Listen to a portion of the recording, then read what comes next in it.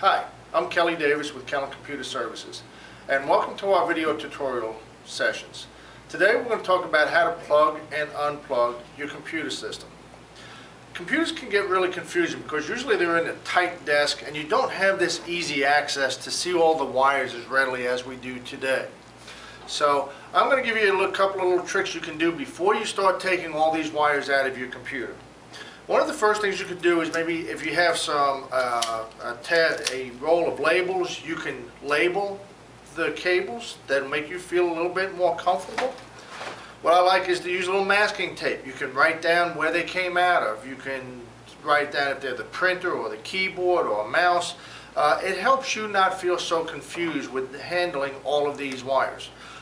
Now, the one real key tool that you are going to need is one of two things: a rubber band, which I have here, or a wire tie. And that's to keep all the wires together so that they don't fall away and get lost in the shuffle, especially in the back of a deep dark desk. You're going to not catch a wire and you're going to go back in there and it's going to cause a lot of frustration and confusion, and that's what we want to try to avoid. So when you come down and looking at the back of this computer, we have a power cable which has been unplugged for us already.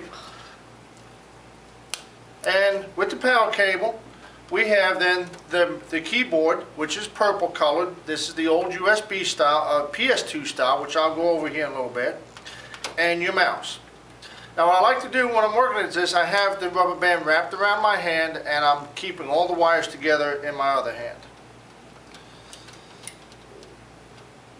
Now, one of the things that has happened to a few of my customers over the past is they do not unscrew these connections well, and they think that they just have to rip these out of the back of the computer, and they have done that. Yes, trust me.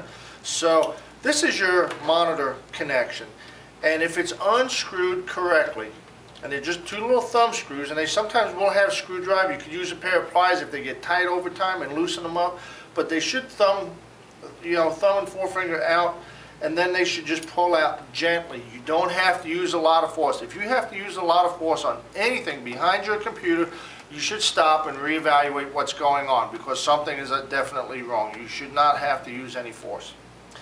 Now, down here is our USB printer. It's a thin rectangular shape, and then our last piece, which we don't see often anymore because this is a parallel printer cable. It's a 25-pin connector, and they're kind of phasing them out. You don't see the 25-pin plug on the back of your computer any longer either, because everything is going USB, but every once in a while you will see one of these still around. So then what I'll do is I'll just wrap all of these wires together. My rubber band broke.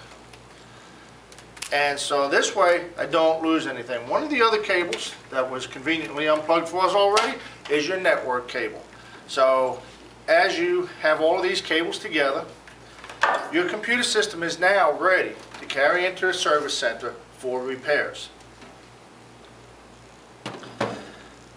This really upsets us when we get back home and we have to put all this stuff back in, but the nice thing is that all of your wires should be right here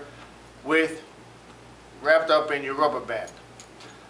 You'll also have one other cable that we missed, is your audio cable. I don't have one here because there's no audio on this computer, but that's okay. It's going to be a thin plug, and it will usually go into a green plug on the back, because it too should be color coded for you.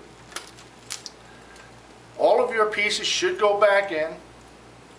Now, these old PS2 devices, the mouse and keyboard, are now going all USB, so you won't see these much longer, but the pins inside can bend.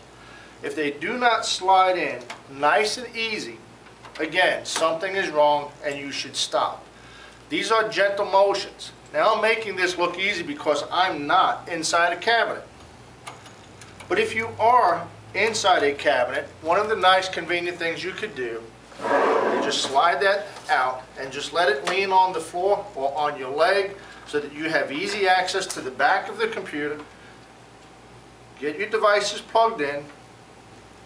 If something is stressing you, stop and relax, because this is supposed to be a very easy process to make it work. Get all of your plugs where they're supposed to be. Sometimes the power cords are short and it's the last one you go in, so don't worry about putting that in last. And then just slide it back into your cabinet and your computer should be ready to turn on and function just like before. Thanks again for stopping in. We'll see you next time.